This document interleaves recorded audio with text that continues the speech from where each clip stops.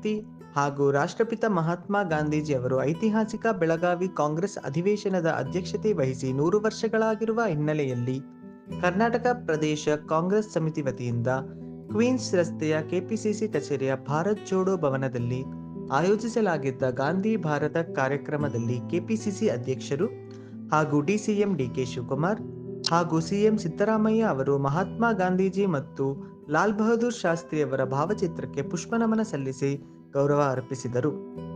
KPCC ಕಾರ್ಯಾಧ್ಯಕ್ಷರು, ಸಚಿವರು, ಶಾಸಕರು, ಮಾಜಿ ಸಚಿವರು, ಕೆಪಿಸಿಸಿ ಪದಾಧಿಕಾರಿಗಳು ಸೇರಿದಂತೆ ಹಲವರು ಉಪಸ್ಥಿತರಿದ್ದರು. ನೋಡಿ, ಇವತ್ತು ಗಾಂಧಿ ಜಯಂತಿ. ಒಂದು ಈ ಬರೀ ಕರ್ನಾಟಕ ಇಲ್ಲ, ಬರೀ ಇಂಡಿಯಾನಲ್ಲಿ ಮಾಡ್ತೀವಿ. ಒಂದು ಹುಟ್ಟಿದ ದಿನ ಅವ್ರದ್ದು.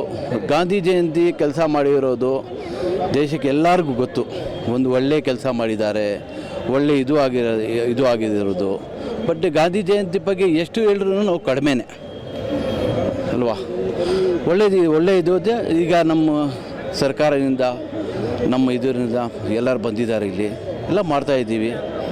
ನಮ್ಮ ಕಾಂಗ್ರೆಸ್ ಪಕ್ಷನಿಲ್ಲ. ಒಳ್ಳೆ ಸಂಖ್ಯೆಯಲ್ಲಿ ರ್ಯಾಲಿ ಹೋಗ್ತಿದ್ದೀರಾ ಇಲ್ಲಿಂದ ರ್ಯಾಲಿ ಇದೆ ಅಲ್ಲ, ನೋಡ್ತಾ ಇದ್ದೀರಲ್ಲ ನೀವು ಎಷ್ಟಿದೆ, ಏನು ಜನ ಎಷ್ಟು ಇದು ಮಾಡ್ತಾ ಇದ್ದಾರೆ ಅಂತ. ಒಳ್ಳೆಯದು ಇದು ಮಾಡ್ತಾರೆ. ಅದು ಗಾಂಧಿ ಜಯಂತಿ ಅಂತ ಮಾಡ್ತೀವಿ ಸರ್. ಈಗ ಅವರು ಶಾಂತಿ ಸಂಗೀತ, ಅಹಿಂಸೆ ಇರಬಾರ್ದು, ಅಹಿಂಸೆ ಬೇಡ, ಶಾಂತಿ ಇರಬೇಕು. ಶಾಂತಿ ಅವ್ರು ಮಾಡಿರೋದು ಎಲ್ಲ ಕೆಲಸನೇ ಶಾಂತಿನೇ. ಅವ್ರಿಗೆ ಮಾಡಿರೋದು ಕೆಲಸ ಎಲ್ಲ ಒಳ್ಳೆ ಶಾಂತಿ, ದೇಶಕ್ಕೆ ಒಳ್ಳೆಯದಕ್ಕೆ.